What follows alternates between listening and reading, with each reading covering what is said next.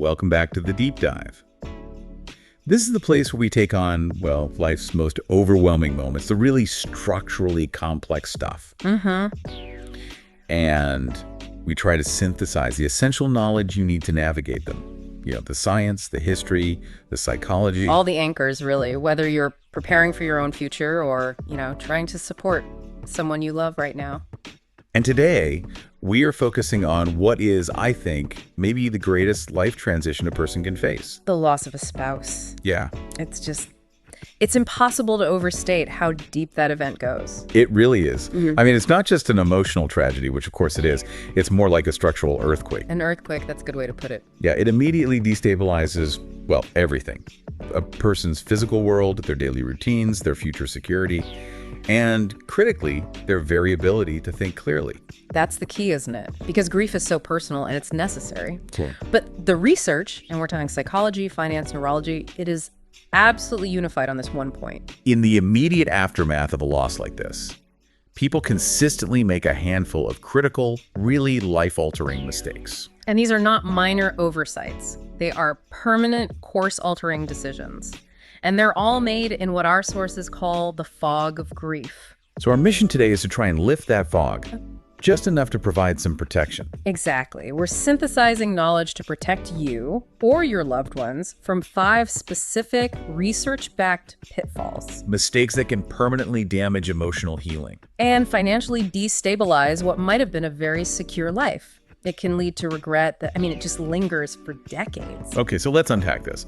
We're starting with what the sources all seem to agree is the most pressing and frankly the most financially dangerous mistake. Making major financial and life decisions way too quickly. This is where that structural chaos you mentioned is just most acute. It is. When a partner dies, the surviving individual is, instantly hit with this overwhelming administrative burden. Just think about the sheer volume of paperwork and responsibility they inherit.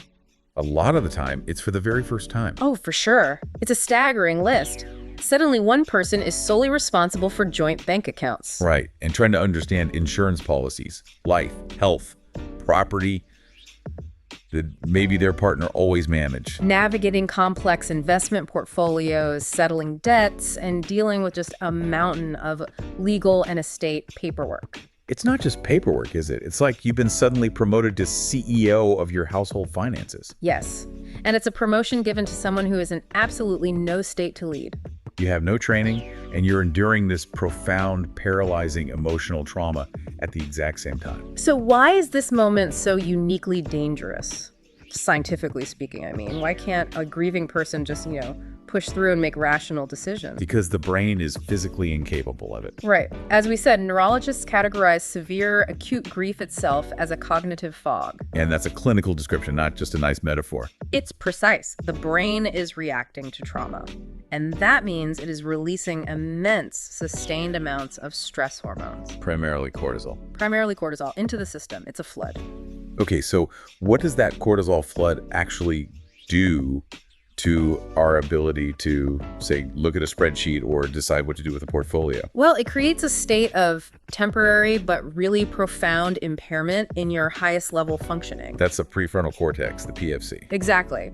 The PFC is responsible for all your executive functions: planning, impulse control, analyzing complex scenarios. Evaluating long-term consequences versus just getting some short-term emotional relief. All of that. So if the PFC is effectively being drowned in cortisol, complex tasks like deciding whether to liquidate a mutual fund or file a complex probate claim, they become functionally impossible to execute correctly. They do. The neural pathways you need for that kind of analytical thought are just compromised. The person is essentially operating in a biological state that's similar to shock or clinical depression or even post-concussion syndrome. And this impairment, when you couple it with that huge emotional void, it often leads to a very specific kind of mistake, doesn't it? That desperate urge to regain control. Absolutely. The surviving partner experiences this massive loss of control over their entire world. So to compensate, they feel this intense subconscious pressure to do something. Anything. To assert some kind of dominance over their remaining physical environment or their assets. And that's when they rush to sell the house. Or make quick, arbitrary changes to investments, or sometimes even give away significant sums of money prematurely. The drive is purely emotional. It's a desperate attempt to restore some kind of order. And this is exactly why we see such profound regret later on. You know, when the fog finally lifts and they realize the action they took was driven by pure panic, not clarity. We see this across the board. The research we looked at brought up the case of a woman named Margaret. She was 74 in Kansas. Right. So she lost her husband, and within weeks, she was just bombarded by well-meaning but ultimately damaging advice from her friends. The classic, downsize immediately, get a fresh start, lower your bills. Which sounds so reasonable on the surface, doesn't it? Especially when you're feeling overwhelmed by upkeep. It does. Yeah. But Margaret acted on that immediate panic. She sold the home she had lived in for 40 years. And then, about 3 months later, the acute shock of the loss started to recede. And the clarity, that cognitive function, it started to come back online. But the house was gone. What did she regret the most? Was it the financial hit? Well, that's what's so interesting. The source of her deepest regret was actually relational and emotional. It really illustrates the true cost of making these decisions under the influence of grief. So it wasn't just the structure. No, she missed the irreplaceable emotional anchors. She missed the daily interaction with neighbors who had become like family. She missed the physical act of gardening in soil she'd nurtured for decades. And just the space itself, the physical space where her most cherished memories lived. By selling, she had mistaken an external physical change for internal emotional healing. And in the process, she'd lost her primary stability anchor. That is such a powerful cautionary tale. Confusing immediate action with actual healing. And this theme, this idea of sacrificing generational security because of emotional panic, it isn't new. You mentioned a parallel to the Great Depression. Yeah, the historical evidence from the Great Depression is, it's really sobering because it shows this exact emotional pressure playing out on a systemic scale. During that crisis, many families, especially older women, who had suddenly become the sole managers of property. They faced immense fear and instability. The societal pressure, often coupled with some pretty predatory advice, it pushed widows to liquidate what they saw as burdens. Their homes. They sold because they were terrified of rising taxes or falling markets or just the simple inability to maintain the property. So they were in an emotionally stressed, high cortisol environment, very similar to acute grief, driven by panic about security. Precisely. And so they sold their only stable major asset, often at fire sale prices, just to get some temporary liquidity or relief from the worry. And the long-term consequence of those quick, panic-driven sales. The sources highlight that those homes, had they been held onto, often represented the single largest repository of generational wealth for those families. So liquidating the home under distress meant that the wealth, which could have stabilized their children and grandchildren through future economic downturns, funded educations, or provided long-term security. It was just permanently lost from the family's balance sheet. Exactly. It shows conclusively that emotional decisions about major assets can fundamentally alter a family's economic trajectory for generations. This just solidifies the core principle then. The financial risks are far too high to trust your own judgment during that acute phase of grief. Far too high. So what is the clear-cut, non-negotiable solution? What's the golden wisdom anchor that you have to put in place right away? It is the one-year rule. The one-year rule. The key expert recommendation, and it's backed by neurological observations of grief stabilization, is firm. There should be a complete moratorium on major decisions. So no big sales of property. No major purchases, no restructuring of investments, and absolutely no large financial gifts, for a minimum of 12 months following the loss. Why is 12 months the critical baseline? Is that how long the cognitive impairment is scientifically observed to last? It's the baseline required for the acute hormonal and psychological shock to recede significantly. We know that the chronic release of cortisol starts to normalize around the 10 to 12-month mark for most people who are experiencing non-complicated grief. So a year allows the surviving partner to move from that reactive survival state back toward a thoughtful planning state. It gives clarity a chance to return before you take irrevocable actions. You can always sell later. You can rarely, if ever, unsell. That is powerful wisdom, a critical guardrail. Okay, so financial protection is secured, but let's shift to the second major mistake.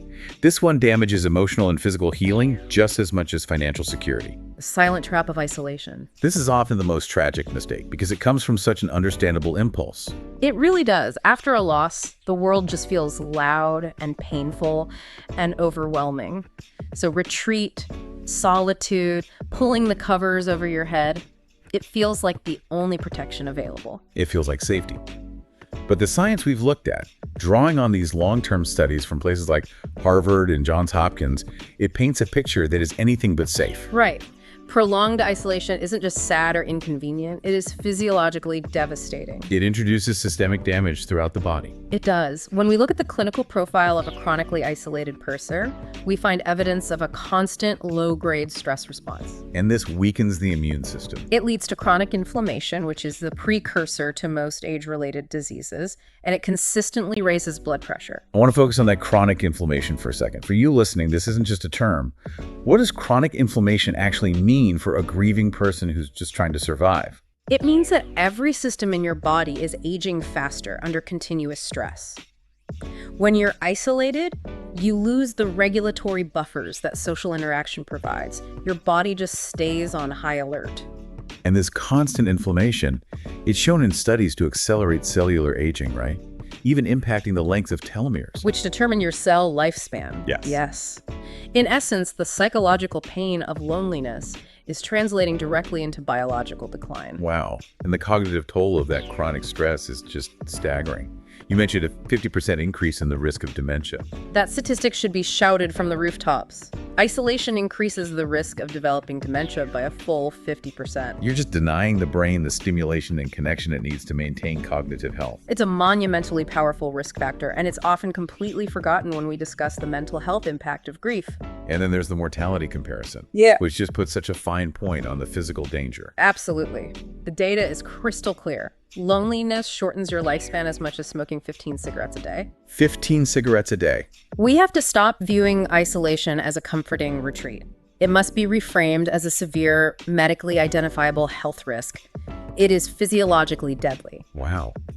15 cigarettes a day. That really reframes the stakes of just answering the phone or saying yes to a visit from a neighbor. And this trap ensnares people because they rationalize it. We saw this with the example of Walter, age 78. His grief led to a complete withdrawal.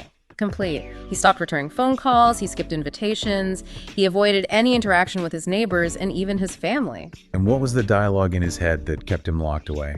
His internal narrative, which is so common among the recently bereaved, was sort of twofold. First, my pain is too unique, people won't truly understand it. And second, I'm a burden. No one wants to hear about my sadness. Right. He mistook the avoidance of discomfort for protecting himself and protecting others. So he was sinking, not healing. And that narrative was fueling it, demanding he face this immense trauma completely alone. Exactly. He was deteriorating emotionally and physically because he had no external anchors. And his turning point really illustrates the simplicity of the solution. It wasn't some dramatic intervention. Not at all. It was a simple invitation from a neighbor for a regular weekly coffee. That small, consistent interaction became his psychological lifeline. And there's a biological reason that worked, isn't there? Tied to human bonding. Yes. The psychological twist of human resilience is that we are biologically wired for connection, especially during distress. This brings us back to oxytocin. The bonding hormone. Right. The hormone of bonding, trust, and emotional regulation. So how does oxytocin counteract the physiological damage of isolation we were just talking about? Well, when we interact, when we talk or share space or receive a hug, or even just sit quietly with someone we trust, our brain releases oxytocin. And that hormone acts as a powerful counterbalance to cortisol. A very powerful one. It reduces the stress response, it lowers blood pressure, and it promotes feelings of calm and safety. When a person engages socially, they are chemically mitigating the sharp edges of grief. So they're activating their body's own system for repair and for comfort. Exactly. So the actionable wisdom here isn't about becoming a sudden extrovert or enduring these overwhelming social gatherings. No, it's about leveraging those tiny chemical benefits. The wisdom is in accepting small doses. The goal is simply to say yes to low-pressure interactions, a 15-minute phone call, a walk, or accepting a meal drop-off. You don't need grand gestures. You just need to break the isolation cycle, incrementally. Each tiny step towards connection is a biological step away from the deadly effects of chronic loneliness. That moves us logically into the third critical mistake, which is a direct consequence of both isolation and that emotional fog. Ignoring your physical health. This is self-neglect, born out of the rationale that everything else just has to stop because of the loss. This is maybe the most insidious mistake, because the grieving person often views self-care as a luxury they can no longer afford. The internal justification is so powerful. I don't have the energy to cook. Or, my doctor's appointment can wait until I feel better. But waiting just allows the severe existing physiological damage of grief to compound. And it transforms a survivable emotional shock into a full-blown physical crisis. We have to emphasize the deep physiology of a broken heart because it is not just a metaphor. No, grief is a whole-body event. And those stress hormones that are already disrupting cognitive function, they're also wreaking havoc on the cardiovascular system. Can you tell us more about the specific cardiovascular risks the sources identify? Well, the most immediate severe risk is the increased incidence of a heart attack, or specifically broken heart syndrome. Clinically known as Takotsubo cardiomyopathy. Right. And this is a real temporary weakening of the heart muscle, often the left ventricle, brought on by severe emotional stress. So the sudden surge of catecholamines, the stress neurotransmitters, it literally stuns the heart muscle into a temporary failure. It mimics a heart attack. Precisely. It proves that the grief is a physical trauma that attacks the body's central engine. And the risks just spiral from there. Because you're neglecting hydration and nutrition, you're skipping medication, you're ignoring scheduled health screenings. So you're just compounding the stress and the vulnerability. And because of the isolation we just discussed, the cognitive decline accelerates, sleep is severely disrupted, and we often see these massive, unhealthy swings in weight. Right, either extreme loss from no appetite or extreme gain from comfort eating. The core message is unwavering. When your spirit and your heart are broken by loss, your entire physical body is suffering deeply. So ignoring routine self-care medical maintenance is essentially leaving a severe systemic injury untreated, which just makes recovery that much harder. Let's ground this in the example of James, age 81. How did his self-neglect manifest? James followed the typical spiral. He stopped cooking simple, nutritious meals. He skipped adequate hydration, which is a huge risk factor for older adults. And he started canceling scheduled doctor visits, believing they were unnecessary or just too much effort. And these neglects, which seem minor in isolation, they rapidly compounded into a significant health crisis that really threatened his autonomy. And the intervention, thankfully, followed that same incremental wisdom we've been talking about. Yes. His daughter recognized that a complete overhaul was impossible. So instead, they focused on rebuilding tiny, achievable habits. Not a marathon, but 5 minutes of movement. Exactly. Not a gourmet meal, but ensuring he drank a specific amount of water every hour and ate a protein bar every afternoon. Those small, successful actions created a sense of momentum and control that helped stabilize his physical health. Which in turn gave him the necessary energy for the emotional healing. Absolutely. Physical resilience supports emotional recovery. You cannot process grief effectively if your body is actively fighting infection, dehydration, and chronic stress. I think the golden wisdom here profoundly shifts the way we think about self-care during grief.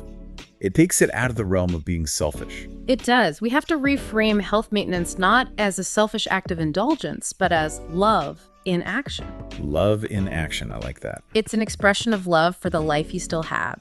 It's an act of commitment to the people who are still here, who want and need you to remain healthy and present.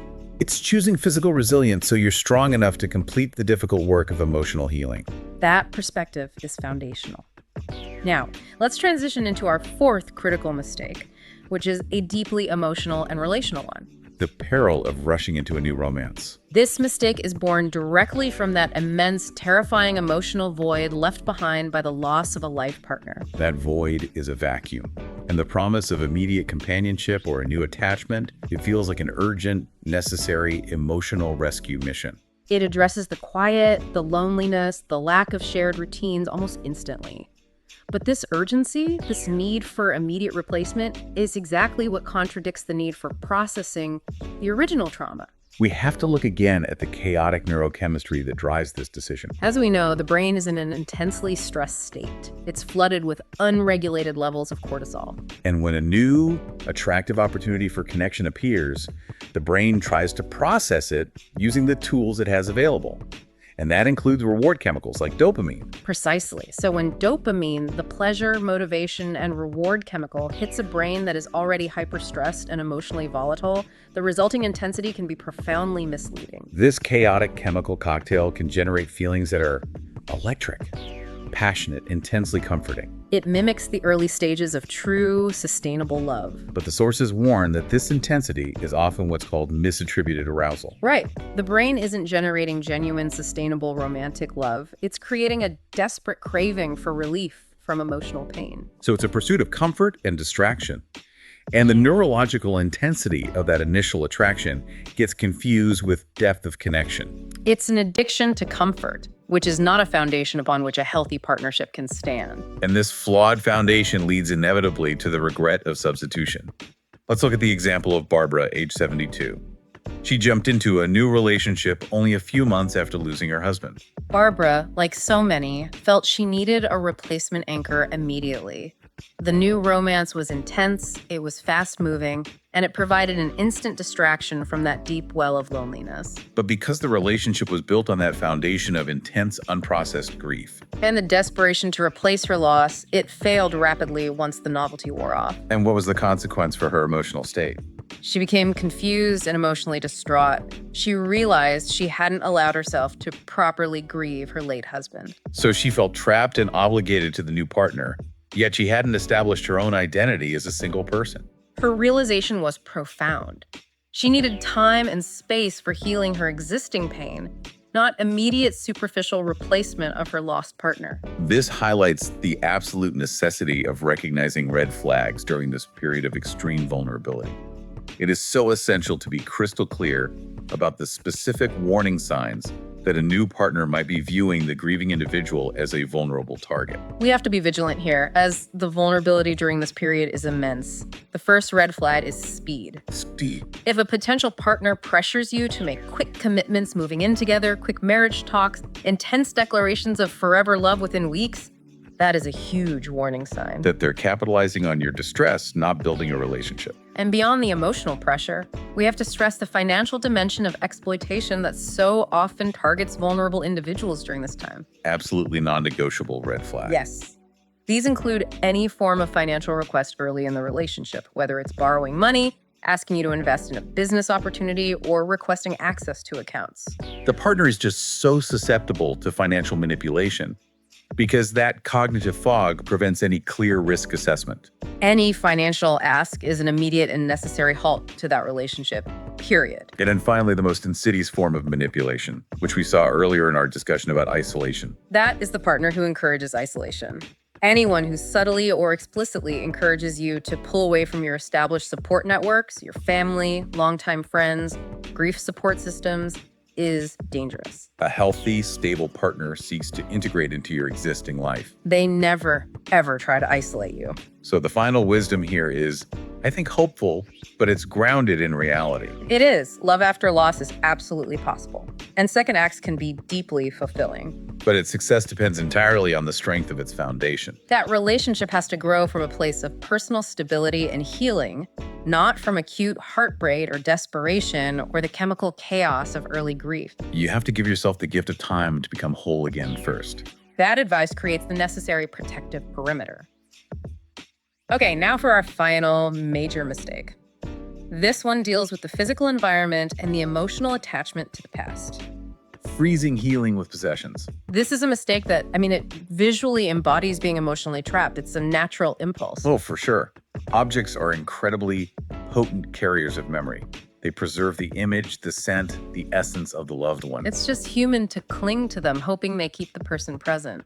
But the sheer volume of retention can transform a home into an emotional prison, a dangerous psychological anchor to the past. We have to turn to neurobiology to understand why this is so difficult. Objects trigger powerful emotional attachments because they have a direct line to the hippocampus, the brain's memory center. More specifically, they trigger episodic memory. Right. Can you explain the difference between episodic and semantic memory in this context? So semantic memory is just factual knowledge, like my husband loved gardening. Episodic memory is the vivid sensory recollection of a specific event. This is the shirt he was wearing when we got the news about our grandchild. Ah, I see. So when you touch a specific object, like a coat or a pair of glasses, you're triggering an acute high trauma episodic recall of the last time that person was associated with that object. So if the home remains untouched, every sight line and every touch point is a continuous high-intensity trigger for acute, recent, high-trauma memories. Exactly. The environment stops being a place of living and starts being a constant mechanism for re-traumatizing the survivor on a daily basis. And the clinical risk here is that this excessive attachment to the past, especially when it's facilitated through tangible objects, can lead to what we call prolonged grief disorder. PGD. PGD is an important clinical term we haven't defined yet. How is it different from normal acute grief? Well, normal grief is intense, but it gradually wanes over time. It allows the person to reintegrate into life. PGD is diagnosed when that intense, acute grief and longing persists, often past the 1-year mark. It's coupled with difficulty engaging with life and feeling emotionally detached from others. So it's a state where the person is literally trapped in the active, intense pain of the loss. It prevents them from moving forward. And an environment that's frozen in time just feeds PGD. It transforms the home into a place of active suffering. And we see this with the example of Harold, age 76. Harold's pattern was heartbreakingly common. He kept everything precisely as it was the moment his wife passed. The clothes remained in the closet, the shoes by the door. Her favorite chair permanently set up, just waiting for her return. It was an environment frozen in time, an attempt to deny the reality of the absence. And the result was that his home didn't offer comfort. It became, in the terminology of the source material, a shrine of sorrow. And that shrine became a static prison for him. It reinforced the painful absence hourly. He couldn't move forward because every physical manifestation of his life, his furniture, his belongings, it all reinforced the constant acute pain of the loss. It held him chained to the past. And the resolution, as with the others, was gentle and gradual. It wasn't radical. It was about making space for the future. Only when Harold began the difficult process of gently releasing those objects, donating items that were functional but not deeply personal, and keeping only a very few highly meaningful tokens. only then did he finally feel able to breathe again. He created a memorial of love, not a shrine of ongoing sorrow. So the final golden wisdom here is about making a necessary and painful distinction between preservation and paralysis. It's the vital distinction. Keeping some items preserves love and honors the memory, but keeping everything preserves pain and actively halts your healing. The ultimate truth is that letting go of the object does not erase the memory or the love. It simply creates the necessary physical and emotional space for emotional healing to finally take root. You carry the love, not the burden of the objects. What an incredible synthesis of these 5 critical protective anchors. We've moved from the financial to the relational to the psychological, providing true scaffolding against the fog of grief. Let's quickly recap those 5 key protective measures we've uncovered. Absolutely. Think of these as your essential guardrails drawn from science and history. First, the non-negotiable financial safeguard. Wait 12 months for major financial decision. Do not sell, do not buy, do not make large investment changes until the cognitive fog of cortisol has demonstrably lifted. Second, combating the physiological danger of solitude. Stay connected. Even in small, manageable ways to activate that critical oxytocin response and mitigate the deadly systemic effects of isolation. Third, turning the focus inward to sustain the physical engine. Prioritize your physical and mental health. Remember, simple self-care is a profound act of love in action, preventing the physiological consequences of grief from spiraling out of control. Fourth, protecting your heart from false foundations. Avoid rushing into new relationships out of loneliness or desperation. Seek stability and personal healing first. Allow any future love to grow from a place of strength, not chemical chaos. And finally, creating the necessary space for emotional movement. Release belongings gradually. Make that crucial distinction between preserving love and preserving the paralyzing weight of pain. These aren't arbitrary, cold rules of grieving that dictate how you must feel. No, not at all. They are anchors of wisdom, drawn from scientific reality and historical patterns, specifically designed to protect the future and the long-term health of the surviving partner. This knowledge is preparation. That emphasis on protection and preparation is exactly what our listeners come for. And as we conclude this deep dive, the rigorous research we've analyzed about the cognitive fog and that year-long impairment of high-level decision-making, well, it raises a profound societal question. It does. If stress hormones and the resulting cognitive impairment are clinically proven to compromise the PFC and impair complex decision-making for up to a year, and that is a biological reality, how should society at large adjust its expectations? Precisely. We often impose these rigid administrative and legal demands on the recently bereaved. Think about deadlines for filing probate or responding to complex insurance claims.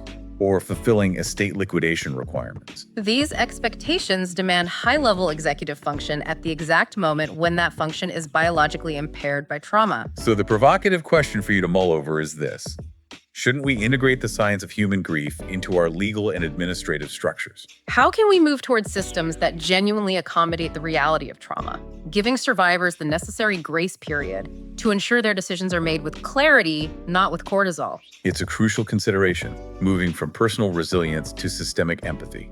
That's food for thought indeed. And if you've taken value from this deep dive, please consider sharing this episode. This is preparatory knowledge that can help someone you love protect their future security and health when they need it most. Until next time, stay curious and stay informed.